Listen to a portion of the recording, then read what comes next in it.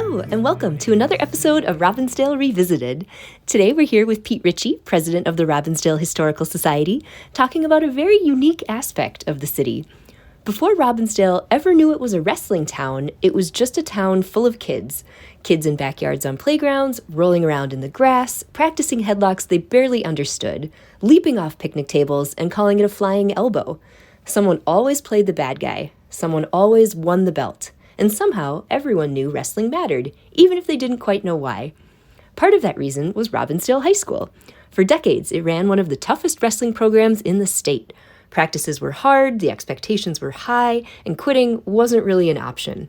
The goal wasn't fame, it was grit, discipline, and surviving another day on the mat. As it turns out, that's also excellent preparation for professional wrestling. The story starts with Verne Gagne, a Robbinsdale High School standout who won 2 state championships in the 1940s. Gagne didn't just become a star, he founded the American Wrestling Association, turning Minnesota into an unlikely wrestling capital and giving local kids a hero who felt close to home. And the pipeline just kept going. Larry the Axe Hennig became a state champion and a global wrestling menace. His son, Curt Mr. Perfect Hennig, grew up watching it all and somehow became exactly that, perfect. Ravishing Rick Rude brought swagger and sneer. Barry Darsow proved that a Robbinsdale kid could grow up to wear face paint, spikes, and rule Saturday mornings on TV. And the list goes on. Tom Zenk, Brady Boone, John Nord, Nikita Koloff, proof that those backyard matches sometimes led somewhere real. And Deborah Miceli, or Madusa, helped change wrestling history entirely by delivering one of the most unforgettable moments the sport has ever seen. So maybe that's the Robbinsdale wrestling story. A small town, a tough high school, and generations of kids pretending to be their heroes, some of whom grew up to become them. From quiet playgrounds to roaring arenas, Robbinsdale didn't just produce wrestlers, it produced legends and a whole lot of flying elbows. So one of the most amazing things about Robbinsdale is we have more professional wrestlers per capita than anywhere that I can think of. But they all came from the same high school, and a lot of them graduated the same year. And what probably kicked this off is you have Larry the Axe Hennig, who graduates in the 1950s. Greg Gregelko is his coach, and he becomes Larry the Axe. He ran under a couple other names too, but he had a great wrestling career, and it started back there in the 50s and went all the way through the 70s. He was still wrestling. But his son shows up at Robbinsdale High School in the middle of the 1970s. Curt Hennig, he's probably better known as Mr. Perfect, and he was a celebrated professional wrestler recognized for his technical brilliance and his athleticism and his unmatched charisma. Hennig grew up in Robbinsdale, and he was immersed in the world of wrestling. By the time he gets to Robbinsdale High School, the school is just a breeding ground for future stars. Hennig's professional wrestling career kicks in the early 80s, and he debuts in the American Wrestling Association. Well, the person in charge of the American Wrestling Association is Verne Gagne. And we talked about him, of course. He mostly lived out in Corcoran, but his coaches loved him so much. He was on the football team, the baseball team. Of course, he was a wrestler, that they put him up at the Robin Hotel. Whenever he hears Robbinsdale, whenever he runs into Larry the Axe Hennig, and when Larry's son, Curt, comes along, of course, there's just a bond there. They got something to talk about, and that may be why we end up with so many other professional wrestlers. Hennig goes on. He has a great career. He captured the AWA World Tag Team Championship, and his career skyrocketed in 1987 when he defeated Nick Bockwinkel to win the AWA World Heavyweight Championship. Bockwinkel was always on television on Sunday. That's when we watch wrestling. And the promo ad for Bockwinkel is he'd be sitting there with his giant belt, and he'd say, "I'm Nick Bockwinkel. Please enjoy the world of wrestling with me and all my cohorts right here on Channel 11, or it could have been Channel 9. I can't even remember. But I remember Nick Bockwinkel's big voice and how he was inviting us all to watch wrestling. And we all did. He was the AWA World Heavyweight Champion for 373 days. You know, he had all these memorable matches against people like Jerry Lawler. And he was the first one, but he certainly wasn't the last. And pretty soon, all of his friends started showing up in the AWA. In 1988, though, Hennig joins the WWF, and that's when he becomes Mr. Perfect, and he worked with a lot of guys he grew up with in Robbinsdale in the WWF, too. His match against Bret Hart at SummerSlam in 1991 remains one of the most celebrated Intercontinental Championship bouts in WWF history. In the 1990s, Hennig transitioned to World Championship Wrestling, and he was joined in these factions. He participated in this group called the New World Order and the West Texas Rednecks. And so they were just groups of wrestlers, and they would team up into tag teams, and they were all kind of had each other's back. Beyond his professional accolades, the Hennig family remembers him as kind of a family man. Tragically, he passed away in February 10th of 2003. He was only 44 years old. He died of acute cocaine intoxication, and his death was a pretty significant loss to the wrestling world. His legacy endures through his contributions to the industry and the impact he left on fans and fellow wrestlers. He was posthumously inducted into the WWE Hall of Fame by his friend and longtime manager, Bobby the Brain Heenan. And, you know, anybody who watched television in the 70s and 80s remembers Bobby the Brain because he was just gave a great interview. And, of course, all the best wrestlers had Bobby the Brain as their manager, if they were lucky. The other big personality that comes out of Robbinsdale High School is Richard Irwin Rude. Of course, he's better known as Rick Rude, and he became an iconic professional wrestler because he just had one of the best shticks that I can ever remember. The idea was Rick Rude. He was ravishing Rick. He was so beautiful. Women just could not help themselves when they saw Ravishing Rick and his mullet and his mustache. They threw themselves at him, and he would come out onto the ring, and he would warn the audience, you know, wherever he was. If he was in Philadelphia, he would say, "I need to take a minute and warn all the women in the audience that I'm about to take off my robe. So I know you're sitting there next to your fat, lazy, out of shape husbands, and you're not used to seeing something like this." And then he would disrobe, and the crowd would boo because he was usually the bad guy, but he had a great shtick, and it's well remembered. Funny thing is, if you look at pictures of him in high school, he was not a great big guy, but by the time he's a wrestler, he's really worked on that body, and he's done all sorts of weightlifting. So his wrestling journey begins in the mid-'80s, where he was quickly made a name for himself, and he was cocky, and he had his flashy robes and his signature swiveling hips. He was a natural heel, and he would often provoke the audience by insulting their hometown or showing off his physique. The Rude Awakening was his signature move. It was kind of a neck breaker. It was a sort of a pre-match tradition.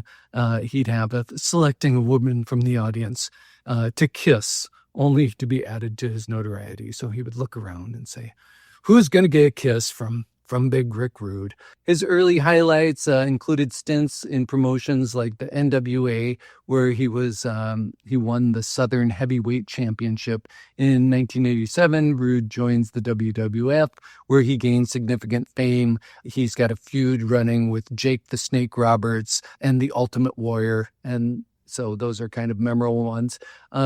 Rude's rivalry with Roberts was fueled by disrespectful antics, such as wearing tights featuring Roberts' wife. So a lot of times Rick Rude would wear these tights, and most of the time his face would appear on the tights somehow. But anyway, he had a tights featuring Roberts' wife, and so that got everybody riled up. So Rude eventually transitions to the WCW, where his career reached new heights. He was aligned in something called the Dangerous Alliance, which was led by Paul E. Dangerously. Rude became the dominant United States Heavyweight Championship and played a major role in the WCW's most competitive storylines. However, injuries began to plague his career, and during a match against somebody named Sting, but not the rock star, in Japan, Rude suffered a severe back injury, which ultimately led him to retire from active competition in 1994. But despite his retirement, Rude remained involved in wrestling, serving as a manager and occasionally a commentator. Notably, he became a member of the influential D, Generation X faction in the WWF during the 1990s, appearing on both WWF's Raw and WCW's Nitro on the same night in a unique contractual situation. Tragically, Rick Rude passed away on April 20th, 1999 from heart failure. His legacy, however, also endures, known for his charisma, technical ability to captivate audiences. Rude was posthumously inducted into the WWE Hall of Fame in 2017. Rude's career serves as a reminder of the artistry of storytelling and all the things that make professional wrestling such a captivating form of entertainment. We were talking to Ron here at the Historical Society just a couple weeks ago, and of course Ron always remembers when Rick Rude came into Montgomery Wards and how big he was. Anyway, we'll keep going because that's just two of the many professional wrestlers who graduated in 1976 or 1977 from Robbinsdale High School. So these guys all kind of knew each other. Another one was Thomas Irwin Zink. And Zink was a professional wrestler known as the Z-Man, charismatic, athletic figure in the wrestling world, although he played soccer on the Robbinsdale High School soccer team, not a wrestler in high school. After graduating, he got involved in bodybuilding, and he earned the Mr. Minnesota title. His pal was a guy named Joe who was in this group called the Road Warrior Animal. He recruits him, and they transition from bodybuilding to professional wrestling, and he trains under this guy named Eddie Sharkey, who a lot of Robbinsdale people worked with. Zink debuts in 1984 in the Mid-South Wrestling and soon gained recognition in this magazine called the Wrestling Observer newsletter. He was Rookie of the Year, tying with Jushin Liger. He later joins the Pacific Northwest Wrestling promotion, where he's captured in the NWA Pacific Northwest Tag Team and Heavyweight Championships in Canada. He teams up with a guy named Dan Crawford to win the Canadian International Tag Team Championship. And Zink gets a mainstream breakthrough in 1986 when he signed with the World Wrestling Federation, partnering with Rick Martel. They formed the popular Can-Am Connection and were poised to become the top contenders. However, Zink abruptly left the WWF in 1987 due to a pay dispute. In 1989, Zink wrestled for the World Championship Wrestling, rebranding as the Z-Man. During his WCW tenure, he held the WCW World Television Championship, NWA United States Tag Team Championship with Brian Pillman, and the WCW World Six-Man Tag Team Championship. He was high energy. He had a real vibrant persona. After leaving the WCW, Zink worked with a Japanese pro wrestling interest and competed on the independent circuit. He retired in 1996. Beyond wrestling, he was known for candid interviews and reflections on the business. Wrestling historians, of which I'm sure there are many, he was always there for an interview. He passed away in 2017 in his hometown of Robbinsdale. He's going to be missed. He did manage to survive the wrestling career, though, which not a lot of these guys did, unfortunately.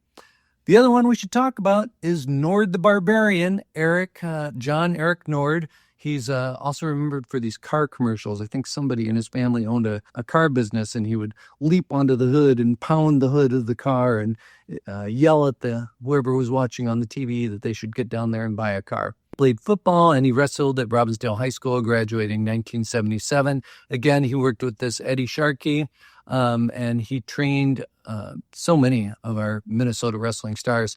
Nord's early days wrestling saw him developing a persona as a towering, imposing figure, drawing on his, natural size and athleticism. And he created this kind of menacing presence in the ring, sort of a berserker. His first prominent role came with the AWA, which Verne Gagne was running, where he wrestled under the name Nord the Barbarian. And so the character emphasized, brute strength, savagery, untamed demeanor.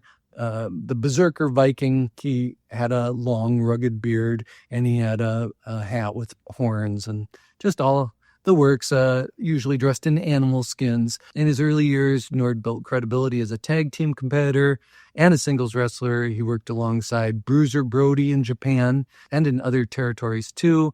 Nord developed this wild brawler persona that the fans found, chaotic and entertaining. By this time, Nord began to draw from Nordic warrior archetypes, which would later sort of be the foundation of his more iconic roles. He eventually ends up in an organization called the World Class Championship Wrestling, and Nord continues to be a barbarian there, and he's just got a reputation as a powerhouse performer. In the 1980s, Nord adopted a new gimmick in the World Wrestling Federation, again, the Berserker, so new but old. One of his most memorable roles, the Berserker, again, was a Viking-inspired warrior, clad in fur and leather, often wielding a shield and sword, just the complete look. And so Nord fully embraced the character's wild nature, frequently shouting, "Huss, huss," a nod to the mentor, Bruiser Brody. So that was his catchphrase. Huss, huss. The Berserker, so he's uncontrollable and he's sometimes winning matches by the count out after throwing opponents out of the ring. And he's often in a feud with this guy called the Undertaker. That kind of helps elevate his presence because nothing is going to help your wrestling career except being in a feud with one of the other wrestlers. So after leaving the WWF, Nord joined the World Championship Wrestling under his real name, John Nord. And while he was with the WCW, so there was all sorts of theatrics involved there, just like in his earlier career. And he solidified his reputation as a dependable performer with a rugged, brawling style. And then when he retires from professional wrestling, he goes to work for his brother's auto shop, Northeast Motors. So in July 2016, he's named as part of a class action suit that's filed against the WWE. It's alleged that wrestlers suffer traumatic brain injuries, which, of course, we know from football that would certainly be the case. Nord's been diagnosed with ALS, and that's confined him to a wheelchair. Nord's wrestling legacy, of course, has left a trail of larger-than-life personas, capitalizing on his imposing stature and his ability to embody the Viking-like characters. I don't know if anybody does the Viking character anywhere near as well as he did. Still with us, so that's the good news with John Nord. Long may he reign. Dean Roberts Peters. A little bit lesser known and probably the one that has the goofiest in-ring personas. He was on the Robbinsdale High School gymnastics teams, and he was a bit of an acrobat, but he begins wrestling with the WWF, the WCW, the PNW, which is the Pacific Northwest Wrestling. So early in his career, Boone makes a name for himself out there on the West Coast. And he also had some success as a tag team wrestler, along with Ricky Santana was his tag team partner. He debuts as this character named Brady Boone, and he does okay with that one, but then he comes up with a gimmick where he's going to put on a mask. And if you ever see a picture of him, he's Battle Cat. And Battle Cat, for some reason, looks like a Muppet to me. Big, muscly Muppet. But the Battle Cat mask, I mean, it's got... If Jim Henson was designing a cat mask, it would look a little bit like what Brady Boone would wear if he was out there. So after leaving the WWF, Boone wrestles with the WCW, and tragically his promising career is pretty much cut short in a car accident, and he dies December 15th in 1998. He was only 40 years old. He was a skilled athlete. He brought some of that gymnastics capability into the ring and would do backflips and leap off the ropes. And so he's mostly remembered for these wild moves. One of the most beloved Robbinsdale wrestlers because it just never ends. These are all guys, again, who graduate 1976, 77, 78. So they were all at Robbinsdale High School together. And some of them knew each other. Some of them didn't. It was a big school. But Barry Allen Darsow, I always remember him as the Repo Man, and he was on the Robbinsdale football and the hockey team. He graduated in 1978, and so he goes to work training with Ed Sharkey again. Sharkey was a former professional wrestler who had competed for the AWA in the 1960s, and he was working as a bartender at Grandma B's in Northeast Minneapolis, along with the bouncers that were keeping an eye on the place.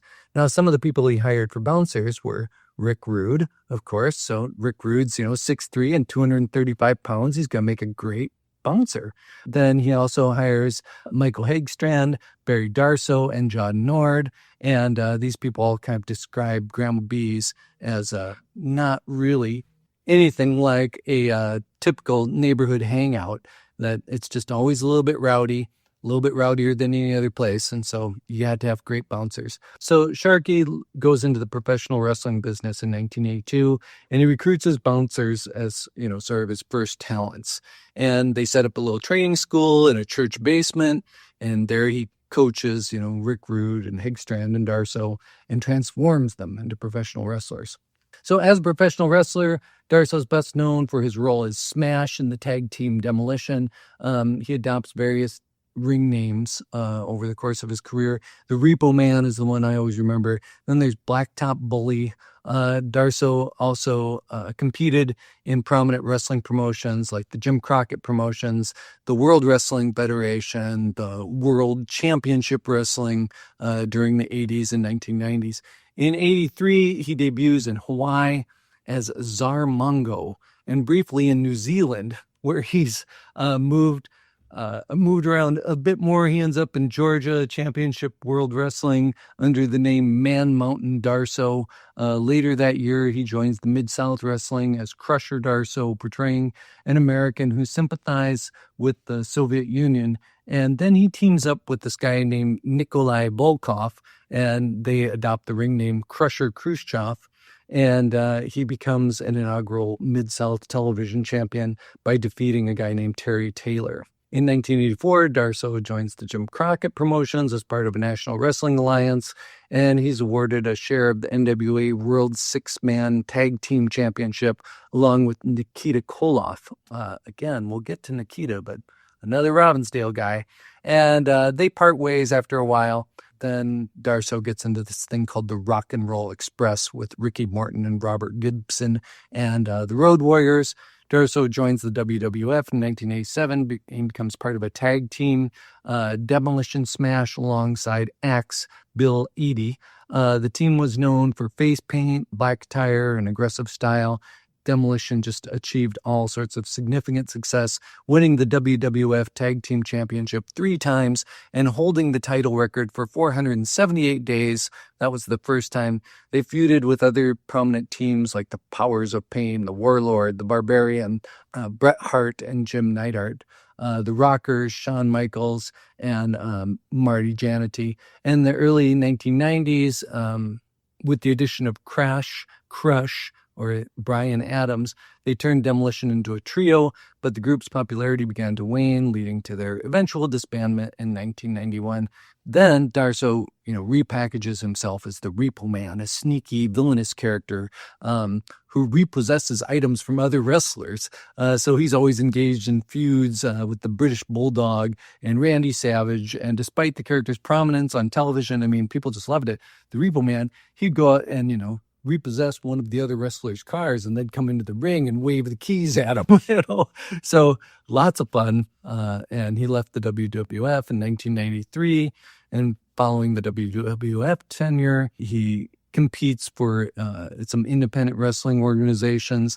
But then he goes to the WCW in 1997, initially reprising his Blacktop Bully persona. Then he becomes a new character, Mr. Hole-in-One. In this one, Darsow is a villainous golfer. So despite all of his great characters, it just doesn't he doesn't get a championship. And so Darsow leaves the WCW in 1999, and he returns to the independent wrestling scene. Occasionally, he'll show up again, reprising Smash, sometimes even with his Demolition partner, Axe. Throughout his career, he achieved a few championships, the WWF World Tag Team Championship, the NWA World Tag Team Championship, and the NWA United States Tag Team Championship. And, you got to have a championship if you're going to be a wrestler, at least one. So Darsow might not have as many accolades as some of our Robbinsdale wrestlers, but, he had such a great TV personality, and Repo Man was such a unique character. Smash was fun too, with the goofy makeup and sticking out his tongue all the time, but I love the Repo Man. And that brings me to another one of his partners, which was Nikita Koloff. And so this guy was better known in Robbinsdale as Nelson Scott Simpson. And he grows up in Robbinsdale, goes to high school here, and he's on the football team, a defensive lineman, and a wide receiver. And in 1977, Koloff plays college football for Golden Valley Lutheran College alongside a few other wrestler notables who later become Animal of the Road Warriors. Despite suffering injuries that hindered his football career, he could still wrestle. He debuts in professional wrestling in the name Nikita Koloff, and of course he always talks in a Russian accent. He is introduced as the nephew of Ivan Koloff, Barry Darsow's nephew. Here's Nikita. He's got a great ending move. His finishing move is the Russian sickle, so it's kind of a clothesline. And Koloff's early career is marked by a series of high-profile feuds with Magnum TA, which culminated in a best-of-7 series with the NWA United States Heavyweight Championship. So he's got an intense rivalry with a guy named Magnum TA, who is remembered as one of the most compelling storylines of the era. In 1986, Koloff's character underwent a significant transformation, and then following Magnum TA's career-ending car accident, he turns into from a villain to a hero, aligning himself with Dusty Rhodes and engaging in a heated feud. And this one's called the Four Horsemen. So it's a dominant wrestling faction, and it's led by Ric Flair. And this period really showcased Koloff's his versatility as a wrestler.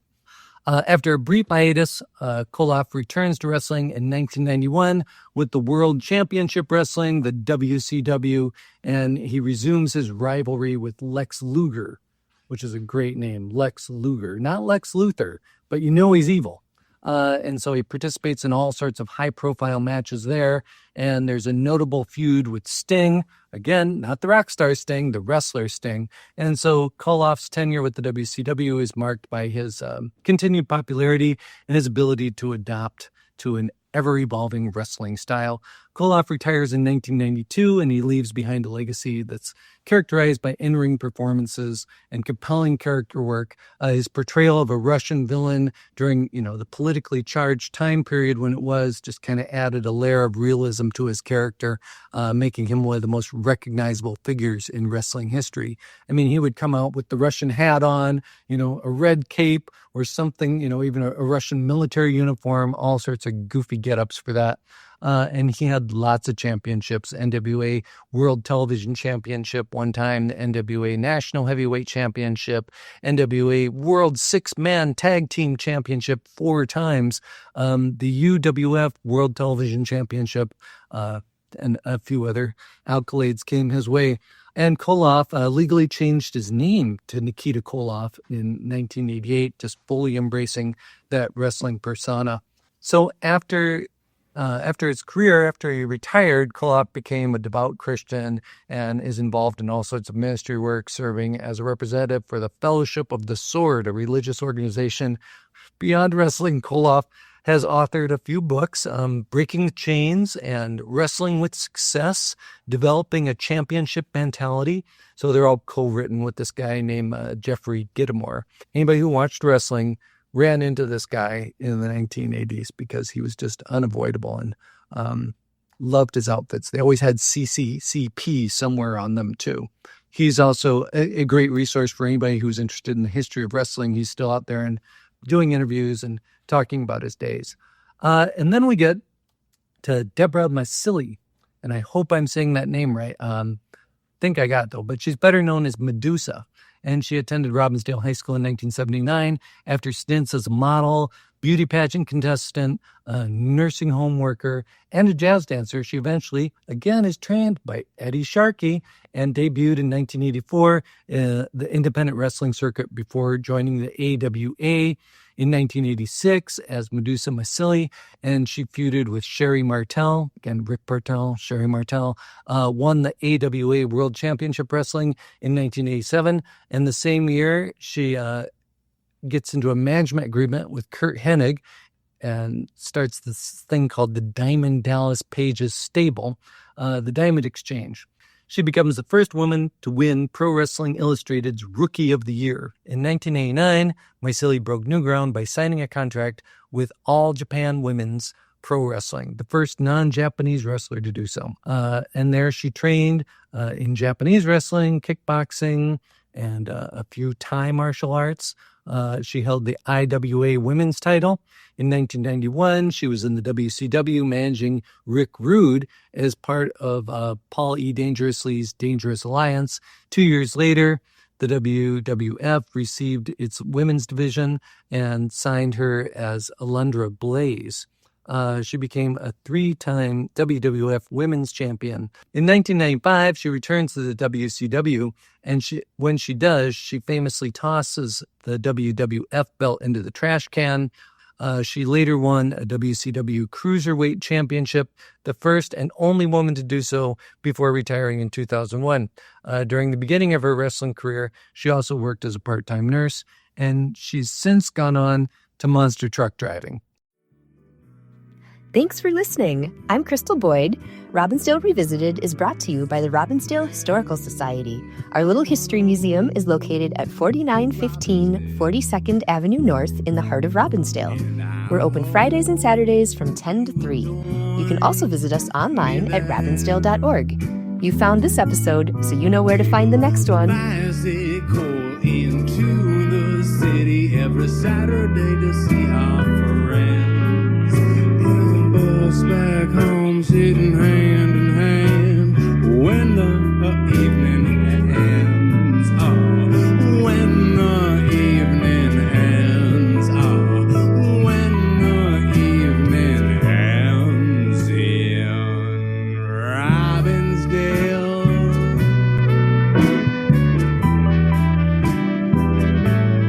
In Robbinsdale. Ooh.